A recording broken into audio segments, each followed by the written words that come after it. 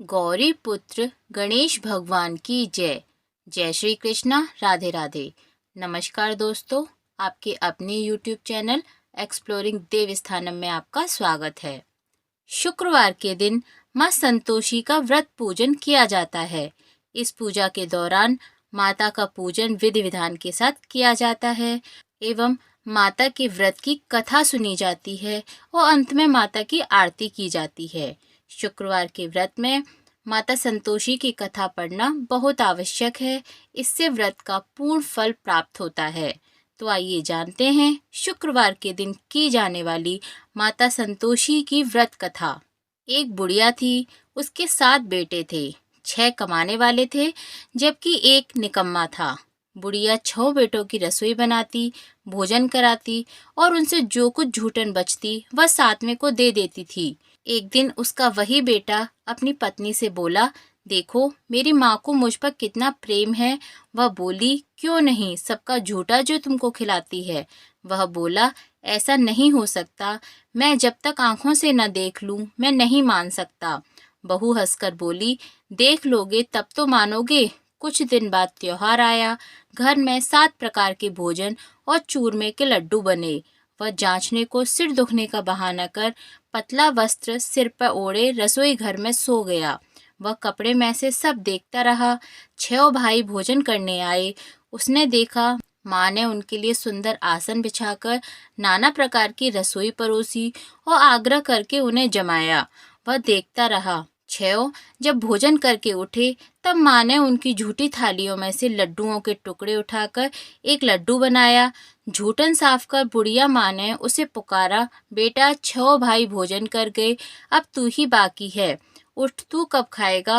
वह कहने लगा, माँ मुझे भोजन नहीं करना, मैं अब परदेश जा रहा हूँ। माँ ने कहा, कल जाता जो आज चला जा। वह बोला, हाँ आज ही जा रहा हूँ। यह कहकर वह घर से निकल गया। 7वें बेटे का परदेश जाना। चलते समय पत्नी की याद आ गई। वह गौशाला में कंडे थाप रही थी। वहां जाकर बोला, हम जावे परदेस आवेंगे कुछ काल, तुम रहियो संतोष से धर आपनो पाल। वह बोली, जाओ पिया आनंद से, हमारो सोच हटाए, राम भरोसे हम रहें, ईश्वर तुम्हें सहाय। 2 निशानी आपन देख, धरू में धीर, सुध मत हमारी बिसोरियो, रखियो मन गंभीर। वह बोला, मेरे पास तो कुछ नहीं, यह अंगूठी है सो ले ले और अपनी कुछ निशानी मुझे दे दे। वह बोली, मेरे पास क्या है, यह गोबर भरा हाथ है। यह कहकर उसकी पीठ पर गोबर के हाथ की थाप मार दी। वह चल दिया। चलते चलते दूसरे देश पहुंच गया। वहां एक साहूकार की दुकान थी। वहां जाकर कहने लगा, भाई मुझे नौकरी पर रख लो। साहूकार को जरूरत थी। बोला, रह जा। लड़के ने पूछा, तनख्वाह क्या दोगे। साहूकार ने कहा, काम देखकर दाम मिलेंगे। साहूकार की नौकरी मिली। वह सुबह 7 बजे से 10 बजे तक नौकरी बजाने लगा। कुछ दिनों में दुकान का सारा लेन देन, हिसाब किताब, ग्राहकों को माल बेचने का सारा काम करने लगा। साहूकार के 7-8 नौकर थे। वे सब चक्कर खाने लगे कि यह तो बहुत होशियार बन गया। सेठ ने भी काम देखा और 3 महीने में ही उसे आधे मुनाफे का हिस्सेदार बना लिया। वह कुछ वर्ष में ही नामी सेठ बन गया और मालिक सारा कारोबार उस पर छोड़कर चला गया। इधर उसकी पत्नी को सास ससुर दुख देने लगे। सारी गृहस्थी का काम करा के उसे लकड़ी लेने जंगल में भेजते। इस बीच घर के आटे से जो भूसी निकलती उसकी रोटी बनाकर रख दी जाती और फूटे नारियल की नारेली में पानी। एक दिन वह लकड़ी लेने जा रही थी। रास्ते में बहुत सी स्त्रियां संतोषी माता का व्रत करती दिखाई दी। वह वहां खड़ी होकर कथा सुनने लगी और उसने पूछा, बहनों तुम किस देवता का व्रत करती हो और उसके करने से क्या फल मिलता है। यदि तुम इस व्रत का विधान मुझे समझाकर कहोगे तो मैं भी बड़ा एहसान मानूंगी। तब उनमें से एक स्त्री बोली, सुनो, यह संतोषी माता का व्रत है। इसके करने से निर्धनता दरिद्रता का नाश होता है और जो कुछ मन में कामना हो वह संतोषी माता की कृपा से पूरी होती हैं। तब उसने उससे व्रत की विधि पूछी। वह भक्तिनी स्त्री बोली, 1.25 आने का गुड़ चना लेना, इच्छा हो तो 5.25 आने का लेना या 1.25 रुपए का भी सहूलियत के अनुसार लाना। बिना परेशानी और श्रद्धा व प्रेम से जितना भी बना पड़े सवाया लेना। प्रत्येक शुक्रवार को निराहार रहकर कथा सुनना, इसके बीच क्रम टूटे नहीं, लगातार नियम का पालन करना। सुनने वाला कोई न मिले तो घी का दीपक जलाकर उसके आगे या जल के पात्र को सामने रखकर कथा कहना। जब तक कार्य सिद्ध ना हो नियम का पालन करना और कार्य सिद्ध हो जाने पर व्रत का उद्यापन करना। यदि किसी के ग्रह खोटे भी हों तो भी संतोषी माता वर्ष भर में कार्य सिद्ध करती हैं। फल सिद्ध होने पर उद्यापन करना चाहिए, बीच में नहीं। उद्यापन में 2.5 सेर आटे का खाजा तथा इसी परिणाम से खीर तथा चने का साग करना। 8 लड़कों को भोजन कराना। जहाँ तक मिले देवर जेठ भाई बंधु के हों, न मिले तो रिश्तेदार और पास पड़ोसियों के भी बुला सकती हो। उन्हें भोजन करा यथाशक्ति दक्षिणा देना और माता का नियम पूरा करना। उस दिन घर में खटाई न खाना। यह सुन बुढ़िया के लड़के की बहू चल दी। रास्ते में लकड़ी के बोझ को बेच दिया और उन पैसों से गुड़ चना लेकर माता के व्रत की तैयारी करने आगे चली और सामने मंदिर देखकर पूछने लगी, यह मंदिर किसका है? सब कहने लगे, यह संतोषी माता का मंदिर है। यह सुनकर माता के मंदिर में जाकर चरणों में लौटने लगी, दीन हो विनती करने लगी, माँ मैं निपट अज्ञानी हूँ, व्रत के कुछ भी नियम नहीं जानती, मैं दुखी हूँ। हे माता जगत जननी मेरा दुख दूर कर, मैं तेरी शरण में हूँ। माता को दया आई। एक शुक्रवार बीताई कि दूसरे को उसके पति का पत्र आया और तीसरे शुक्रवार को उसका भेजा हुआ पैसा आ पहुंचा। यह देख जेठ जेठानी मुंह सिकोड़ने लगे। लड़के ताना देने लगे कि काकी के पास पत्र आने लगे, रुपया आने लगा, अब तो काकी की खातिर बढ़ेगी। बेचारी सरलता से कहती, भैया कागज आवे रुपया आवे हम सबके लिए अच्छा है। ऐसा कहकर आंखों में आंसू भरकर संतोषी माता के मंदिर में आ मातेश्वरी के चरणों में गिरकर रोने लगी और कहने लगी कि माँ मैंने तुमसे पैसा कब मांगा है? मुझे पैसे से क्या काम है? मुझे तो अपने सुहाग से काम है। मैं तो अपने स्वामी के दर्शन मांगती हूँ। तब माता ने प्रसन्न होकर कहा, जा बेटी तेरा स्वामी आएगा। यह सुनकर खुशी से बावली होकर घर में जा काम करने लगी। अब संतोषी माँ विचार करने लगी कि इस भोली पुत्री को मैंने कह तो दिया कि तेरा पति आएगा, लेकिन कैसे? वह तो इसे स्वप्न में भी याद नहीं करता। उसे याद दिलाने को मुझे ही जाना पड़ेगा। इस तरह माताजी उस बुढ़िया के बेटे के पास जा स्वप्न में प्रकट हो कहने लगी, साहूकार के बेटे सो रहा है या जाग रहा है? वह कहने लगा, माता सोता भी नहीं जागता भी नहीं हूँ, कहो क्या आ गया है?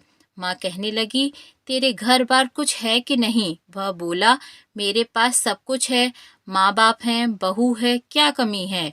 माँ बोली, भोले पुत्र तेरी बहू घोर कष्ट उठा रही है, तेरे माँ बाप उसे परेशानी दे रहे हैं, वह तेरे लिए तरस रही है, तू उसकी सुध ले। वह बोला, हाँ माताजी यह तो मालूम है, परंतु जाऊं तो कैसे? परदेश की बात है, लेन देन का कोई हिसाब नहीं, कोई जाने का रास्ता नजर नहीं आता, कैसे चला जाऊं? माँ कहने लगी, मेरी बात मान, सवेरे नहा धोकर संतोषी माता के नाम से घी का दीपक जलाकर दंडवत कर दुकान पर जा बैठ। देखते देखते तेरा सारा लेन देन चुक जाएगा, जमा का माल बिक जाएगा, सांझ होते होते धन का भारी ढेर लग जाएगा। अब बूढ़े की बात मानकर वह नहा धोकर संतोषी माता को दंडवत घी का दीपक जला दुकान पर जा बैठा। थोड़ी देर में देने वाले रुपया लाने लगे, लेने वाले हिसाब लेने। कोठे में भरे सामान के खरीदार नकद दाम दे सौदा करने लगे। शाम तक धन का भारी ढेर लग गया। मन में माता का नाम ले चमत्कार देख प्रसन्न हो घर ले जाने के वास्ते गहना कपड़ा सामान खरीदने लगा। यहाँ काम से निपट तुरंत घर को रवाना हुआ। उधर उसकी पत्नी जंगल में लकड़ी लेने जाती है। लौटते वक्त माताजी के मंदिर में विश्राम करती। वह तो उसके प्रतिदिन रुकने का जो स्थान ठहरा। धूल उड़ती देख वह माता से पूछती है, हे माता यह धूल कैसे उड़ रही है? माता कहती हैं, हे पुत्री तेरा पति आ रहा है। अब तू ऐसा कर, लकड़ियों के 3 बोझ बना ले, एक नदी के किनारे रख, दूसरा मेरे मंदिर पर व तीसरा अपने सिर पर। तेरे पति को लकड़ियों का गट्ठर देख मोह पैदा होगा, वह यहाँ रुकेगा, नाश्ता पानी खाकर माँ से मिलने जाएगा। तब तू लकड़ियों का बोझ उठाकर जाना और चौक में गट्ठर डालकर जोर से आवाज लगाना, लो सासू जी, लकड़ियों का गट्ठर लो, भूसी की रोटी दो, नारियल के खेपड़े में पानी दो, आज मेहमान कौन आया है। माताजी से बहुत अच्छा कहकर वह प्रसन्न मन से लकड़ियों के 3 गट्ठर बनाई, एक नदी के किनारे पर और एक माताजी के मंदिर पर रखा।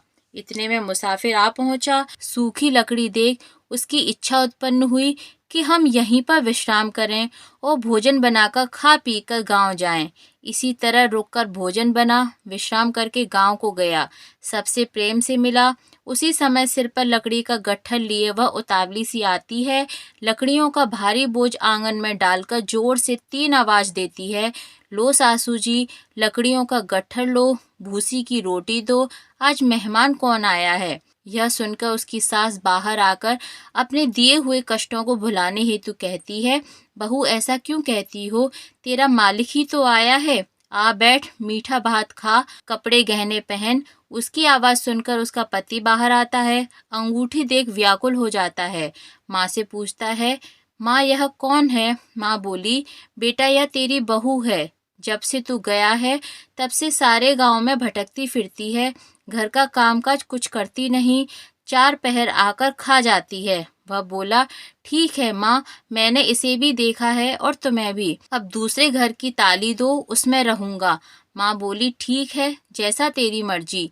तब वह दूसरे मकान की तीसरी मंजिल का कमरा खोल सारा सामान जमाया। एक दिन में राजा के महल जैसा ठाट बाट बन गया। अब क्या था, बहू सुख भोगने लगी। इतने में शुक्रवार आया। उसने पति से कहा, मुझे संतोषी माता के व्रत का उद्यापन करना है। पति बोला, खुशी से कर लो। वह उद्यापन की तैयारी करने लगी। जिठानी के लड़कों को भोजन के लिए कहने लगी। उन्होंने मंजूर किया, परंतु पीछे से जिठानी ने अपने बच्चों को सिखाया, देखो भोजन के समय खटाई मांगना, जिससे उसका उद्यापन पूरा न हो। लड़के जीमने आए, भर पेट खाना खाया, परंतु बाद में खाते ही कहने लगे, हमें खटाई दो, खीर खाना हमको नहीं भाता। यह देखकर अरुचि होती है। वह कहने लगी, भाई खटाई किसी को नहीं दी जाएगी, यह तो संतोषी माता का प्रसाद है। लड़के उठ खड़े हुए, बोले, पैसा लाओ। भोली बहू कुछ जानती नहीं थी, उन्हें पैसे दे दिए। लड़के उसी समय हट करके इमली खटाई ले खाने लगे। यह देखकर बहू पर माताजी ने कोप दिखाया। राजा के दूत उसके पति को पकड़ ले गए। जेठ जेठानी मन माने वचन कहने लगे, लूट लूट कर धन इकट्ठा कर लाया है, अब सब मालूम पड़ जाएगा जब जेल की मार खाएगा। बहू से यह सब सहन नहीं हुआ। रोती हुई माताजी के मंदिर गई, कहने लगी, हे संतोषी माता, तुमने क्या किया, हंसाकर अब भक्तों को रुलाने लगी। माता बोली, बेटी तूने उद्यापन करके मेरा व्रत भंग किया है। वह कहने लगी, माता मैंने तो कुछ अपराध नहीं किया, मैंने तो भूल से लड़कों को पैसे दे दिए थे, मुझे क्षमा करो, मैं फिर तुम्हारा उद्यापन करूंगी। माँ बोली, अब भूल मत करना। वह कहती है, अब भूल नहीं होगी, अब बतलाओ वे कैसे आवेंगे। माँ बोली, जा पुत्री, तेरा पति तुझे रास्ते में आता मिलेगा। वह निकली, राह में पति आता मिला। वह पूछी, कहाँ गए थे। वह कहने लगा, इतना धन जो कमाया है उसका टैक्स राजा ने मांगा था, वह भरने गया था। वह प्रसन्न हो बोली, भला हुआ, अब घर को चलो। कुछ दिन बाद फिर शुक्रवार आया। वह बोली, फिर माता का उद्यापन करना है। पति ने कहा, करो। बहू फिर से जेठ के लड़कों को भोजन को कहने गई। जेठानी ने 1-2 बातें सुनाई और सब लड़कों को सिखाने लगी, तुम सब लोग पहले ही खटाई मांगना। लड़के भोजन से पहले कहने लगे, हमें खीर नहीं खानी, हमारा जी बिगड़ता है, कुछ खटाई खाने को दो। वह बोली, खटाई किसी को नहीं मिलेगी, आना हो तो आओ। वह ब्राह्मण के लड़के लाकर भोजन कराने लगी। यथाशक्ति दक्षिणा की जगह एक एक फल उन्हें दिया। संतोषी माता प्रसन्न हो गईं। माता की कृपा होते ही 9वें मास में उसके चंद्रमा के समान सुंदर पुत्र प्राप्त हुआ। पुत्र को पाकर प्रतिदिन माता जी के मंदिर को जाने लगी। माँ ने सोचा यह रोज आती है, आज क्यों नहीं इसके घर चलूं। यह विचार कर माता ने भयानक रूप बनाया। गुड़ चने से सना मुख, ऊपर सूंड के समान होठ, उस पर मक्खियां भिन्न भिन्न कर रही थीं। दहली पर पैर रखते ही उसकी सास चिल्लाई, देखो रे, कोई चुड़ैल आ गई है, लड़कों इसे भगाओ, नहीं तो किसी को खा जाएगी। लड़के भगाने लगे, चिल्लाकर खिड़की बंद करने लगे। बहू रोशनदान से देख रही थी, प्रसन्नता से पगली बन चिल्लाने लगी, आज मेरी माताजी मेरे घर आई हैं। वह बच्चे को दूध पीने से हटाती है, इतने में सास को क्रोध हो जाता है। वह बोली, क्या उतावली हुई है, बच्चे को पटक दिया। इतने में माँ के प्रताप से लड़के ही लड़के नजर आने लगे। वह बोली, माँ मैं जिसका व्रत करती हूँ यह संतोषी माता ही हैं। सबने माताजी के चरण पकड़ लिए और विनती कर कहने लगे, हे माता, हम मूर्ख हैं, अज्ञानी हैं, तुम्हारे व्रत की विधि हम नहीं जानते। व्रत भंग कर हमने बड़ा अपराध किया है। जग माता, आप हमारा अपराध क्षमा करो। इस प्रकार माता प्रसन्न हुई। बहू को प्रसन्न हो जैसा फल दिया वैसे सबको देना। जो आपकी कथा पढ़े उसकी मनोरथ पूर्ण करना। बोलिए संतोषी माता की जय।